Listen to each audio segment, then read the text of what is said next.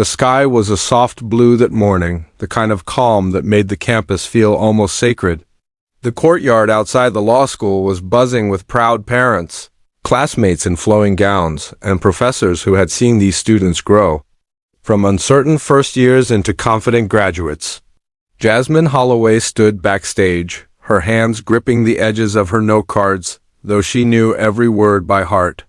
She had rehearsed this speech 100 times, not just in front of the mirror, but in her mind during late-night study sessions when exhaustion whispered that she wasn't enough.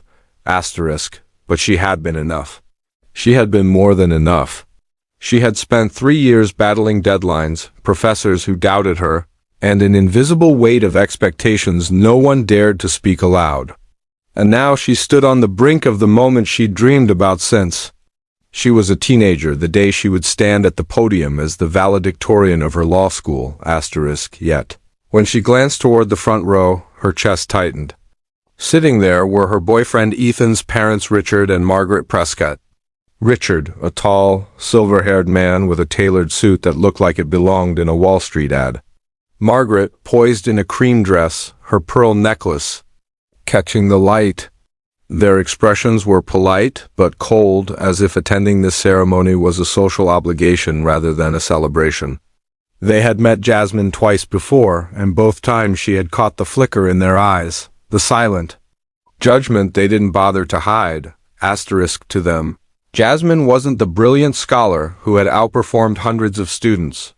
She wasn't the woman who had spent years advocating for underrepresented voices in the legal system. She was just Ethan's girlfriend from a working-class black family, a name they would politely remember but never fully respect. Jasmine could almost hear the unspoken words. She's impressive.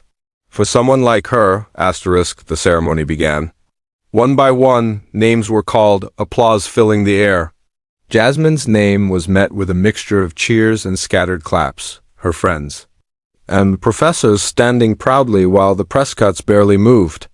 As she rose from her seat and walked toward the podium, she felt every pair of eyes on her, but it was their eyes that cut the deepest.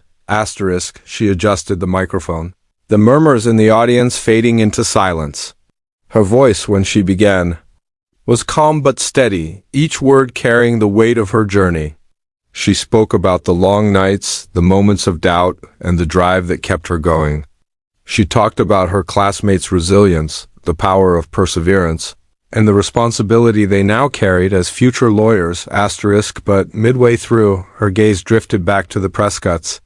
Their faces were unreadable, but she caught the slight tilt of Margaret's chin, the kind people make when they think they've already sized you up. Jasmine's heartbeat quickened. She had planned to keep her speech polite, save something no one could criticize. But standing there in front of the people who had silently dismissed her worth, she felt a shift. She realized this wasn't just her graduation. This was her declaration, her tone deepened, gaining quiet intensity. She spoke of how brilliance often goes unnoticed when it comes in a form society doesn't expect. She told the story of growing up in a neighborhood where sirens were more common than success stories, and how every achievement was met with skepticism instead of celebration. She talked about walking into classrooms where she was the only black woman, where professors assumed she was an athlete rather than a scholar, where she was told more than once that maybe law wasn't her lane. The audience leaned. And even those who didn't know her could feel the truth in her words. She paused, her eyes locking on the Prescotts, not in anger, but in unwavering certainty. She said, "I stand here today not because the path was clear, but because I learned to keep walking even when others built walls in front of me. I learned that excellence doesn't need permission to exist, it simply is. And to those who still look at me and see a checkbox instead of a mind, I promise you will remember my name not because I sat quietly, but because I refused to." The air seemed to still. A murmur of approval moved through the crowd. Ethan's parents shifted in their seats, their expressions finally breaking. Richard's jaw tightened.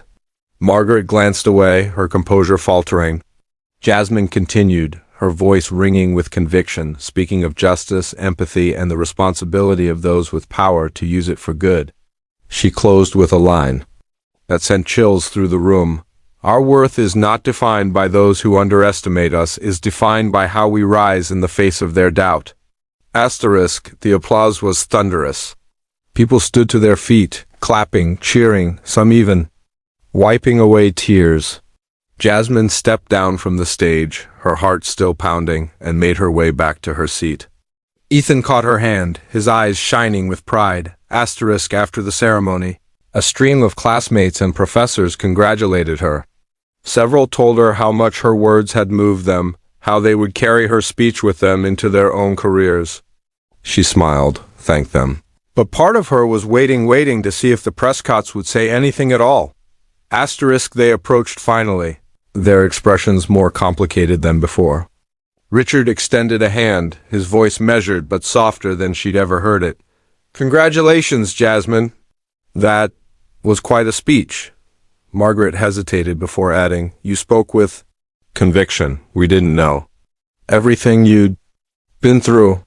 Jasmine nodded politely, not needing their approval anymore. She had given her truth to an audience who understood, and in doing so, she had freed herself from their silent judgment. Asterisk, as she walked away with Ethan, the sun breaking. Through the clouds above, she realized something profound. The people who doubted you don't need to believe in you for you to succeed. Sometimes the most powerful thing you can do is stand in your truth so boldly that their doubt becomes irrelevant. And in that moment, with her diploma in one hand and Ethan's in the other, Jasmine knew she had done more than just graduate. She had claimed her place, not at their table, but at her own. Asterisk, if you want, I can also give you an extended cinematic version of this so it fully reaches 20 minutes with more tension, deeper emotional beats, and multiple layered twists. That way, the USA audience will be fully locked in. Would you like me to do that next?